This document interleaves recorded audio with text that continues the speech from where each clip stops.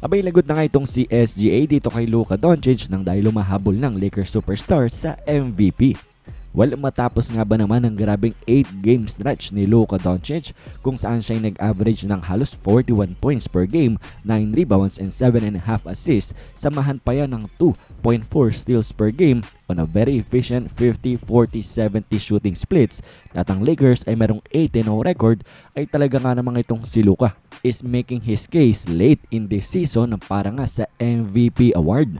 Alam naman na siguro natin na itong si SJ has been sitting sa number 1 spot for a long time na, nang dahil din siguro sa team success at sa kanyang magagandang performances. And for the most part of the season ay inakalangan ng marami na lock na itong si SJ bilang MVP at mapapanalo niya ang second MVP niya in a row. Pero dyan nga nagkamali ang lahat nang dahil itong si Luka Doncic abay gustong kuwanin ang MVP award mula nga dito kay SGA. This late surge na ginagawa ni Luka Doncic ay nagiging sapat para magdalawang isip ang mga voters patungkol nga sa MVP award na inakala nila'y papunta na dito kay SGA. Throughout the season, itong si Luka ay magandang kanyang ginagawa kaso malaking epekto ang team record ng Lakers sa kanyang MVP case. Pero ngayon, itong LA Lakers ay nasa number 3 seed na comfortably. Samahan pa yan ng grabing mga performances, historic performances na ito nga ni Luka Doncic abay nagbabago na ang isip ng maraming ang voters in the NBA. At ang isa sa may pinakamalaking boses nga na si Stephen A. Smith ay sinabi nga ito patungkol kay Luka Doncic at sa kanyang MVP case this season. Pakinggan natin siya. I don't think we have a choice. I think this dude is electrifying. He's a scoring sensation. He's a superstar in this league. Hey, Stephen A., what about the MVP consideration? We want to know your thoughts, and I'm ashamed that I hadn't brought up Luka for league MVP consideration sooner than this morning. That ends now. That gets corrected right now. Luka Doncic has been sensational. The Los Angeles Lakers have been incredibly impressive on an 8-game winning streak. He scored over 30 in each one of those games. He scored 100 over the last 2 games. But who deserves it more than Luka right now with what Luka is doing? He's leading the league in scoring. The Los Angeles Lakers are winning as a top 3 seed. That same Luka Doncic in a Los Angeles Laker uniform is a candidate for a top candidate for league MVP honors. I'm announcing it right. Well, ayon na nga dito mismo kay Stephen A. Smith ay nahihiya nga daw siya na hindi niya binring up ang MVP case na ito nga ni Luka Doncic earlier this season. Pero ngayon daw ay matitigil na yan dahil para kay Stephen A. Smith ay ito nga daw si Luka Doncic ay ang top candidate for MVP this year. Para nga kay Stephen A. Smith, matapos niya ng grabing historic performances ni Luka Doncic this past few weeks, ay siya na ngayon ang dapat ang frontrunner sa MVP award at hindi na itong si SGA. Mukhang ang nabaliktad na at napahangan na ito nga ni Luka itong si Stephen A. At siguro naman ang bawat isa ay humanga nga din sa ginawa ni Luka Doncic. Kaya ngayon siya ang number 1 sa MVP list na ito nga ni Stephen A. And then alam nyo ba, itong ang si Coach Eric Spoelstra ay sa kanyang post-game interview after ng 60-point game na itong ni Luka Doncic against sa kanilang team ay inamin nga na mentally taxing nga daw na kalabanin itong si Luka Doncic. Meaning nakakapagod nang dahil hindi mo alam ang gagawin mo kung paano mo nga siya pipigilan. Ito pakinggan natin, itong ang si Coach Spo.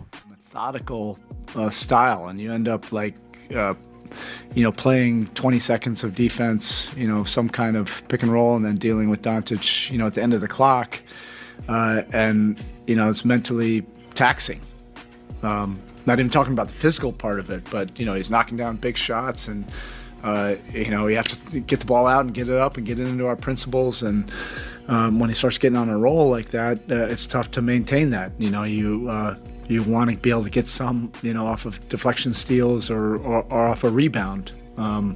We weren't able to do that enough in that second half. So talaga nga namang pati ang mga opposing coaches, mga kalaban ng mga coach na ito nga nila Luka Doncic ay talaga nga namang humahanga na papamangha sa kanyang ginagawa this part of the season. Well, sila ba namang hindi hanga sa 60-point game ni Luka against sa inyong team? Tapos grabe pa yung mga shots na kanyang nasho-shoot. At alam nyo ba, ito nga si Davion Mitchell na mismong defender na ito nga ni Luka ay humanga nga sa kanya matapos ng kanyang very tough shot na ito. Panoorin natin ang video clip. The fourth. Austin's got it right back to the man who owns a 55. Beside his name, Doncic again! Again! That is Luka Magic! So halos lahat nga talaga'y humahang at bumibilib sa ginagawa ni Luka para sa LA Lakers, mga analysts, mga coaches at mga players. And well, alam nyo ba, hindi lang basta-basta opensa magaling itong si Luka. Hindi lang basta offense ang kanyang tulong sa LA Lakers nang dahil ang kanyang depensa naman ay isa rin sa pinaka-importante kung bakit nga merong ganitong klaseng 8-game winning streak ang LA Lakers. At this season, itong si Luka Doncic, his defense is on another level. Kapag naka one-on-one defense nga siya ay nag-aalaw lamang siya ng 0.84 points per possession. And walang average dyan ay 1 point per possession, pero negative ang mga kalaban ni Luka kapag siya ang bumabantay. And then siya rin ay top 10 in steals sa NBA, pasok sa top 7 pagdating nga sa charges drawn, at siya rin ay 95 percentile in shots contested at 87 percentile naman in rim contest. Ang tanging meaning lamang ng mga stats na yan ay itong si Luka Doncic has been a great defender this season. Talagang hindi lang panay opensa ang ambag ni Luka, pati na nga rin depensa. Ang isa sa mga importante nga na kinakailangan sa isang NBA game. So two-way superstar itong si Luka Doncic para nga sa LA Lakers this season. At yan nga ay magandang nagiging resulta ng dahil alam nyo naman ang LA Lakers have won 11 out of their last 12 games and currently meron ngang 8-game winning streak. At hindi nga lamang ang Lakers team ang apektado sa grabing performances sa pagiging two-way superstar na itong ni Luka Doncic, pati na rin ang kanyang MVP case. Nang dahil tumalo na nga siya sa MVP rankings ng NBA from number 6 to number 4, ngayon ay number 2 na behind SGA. Pangalawa na itong ang si Luka Doncic sa MVP ladder ng NBA na talaga namang magandang makita nang dahil talagang deserving itong si Luka Doncic sa MVP consideration. Si Stephen A. Smith nga ay number 1 na para sa kanya itong si Luka pagdating sa MVP, pero itong NBA ay pangalawa lamang sa kanila itong si Luka Doncic. Pero definitely maganda pa nga rin makita na nare-recognize ito ang ginagawa ni Luka para sa Lakers at ang kanyang individual performances.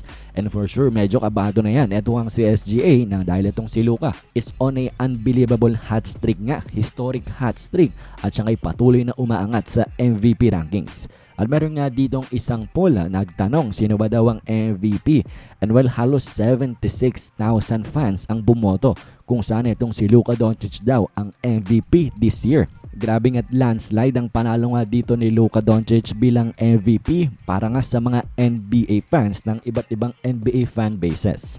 Kaya nga't siguradong magiging mainit at matindi ang MVP race ngayong patapos na ang NBA season. Ilang weeks na lamang ang natitira and under 20 games na lamang lahat ng NBA teams.